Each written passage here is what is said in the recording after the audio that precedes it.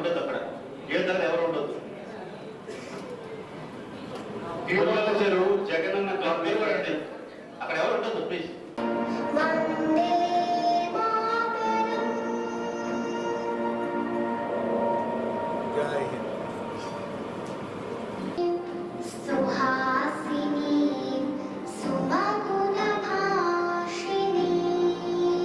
సమావేశానికి అధ్యక్షత వహిస్తున్న చైర్పర్సన్ పూచపల్లి వెంకయ్య గారికి, సిఇఓ గారికి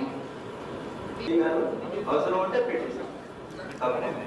గురించి ఆయన కొన్ని ఆయన తరఫున ఇవ్వాల్సిన ఇన్ఫర్మేషన్ ఉంది సార్. దానివల్ల మేము ఆయన 9 పాత దెబ్బలన్నీ కూడా ఎత్తు తక్కువగా శిథిరావస్థలో ఉన్నాయని చెప్పి సార్ చెప్పాము.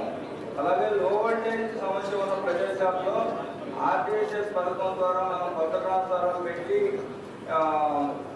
ఇప్పుడు లో వోల్టేజ్ లేకుండా చేస్తున్నాం. అలాగే 293 ట్రాన్స్ఫార్మర్లు బిగించాం. ఇంకా కోర్సప్ అని అతనికి కరెంట్ షాక్ కొట్టి కాలింది, ఆయనకి కాంపెన్సేషన్ కావాలని అడుగున్నారు.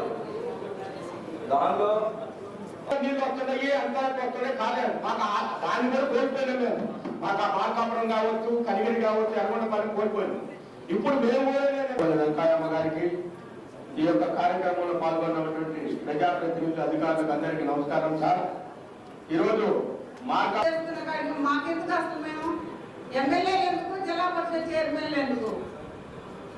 ప్రోటోకాల్ వచ్చినా రాకపోయినా ప్రోటోకాల్ ప్రకారం మాకు తెలియపరచాలని మేము కోరుకుంటున్నాను. అధికారులందరికీ చెబుతున్నాను, ఒక అధికారి కాదు, ప్రతి అధికారులకు చెబుతున్నాం.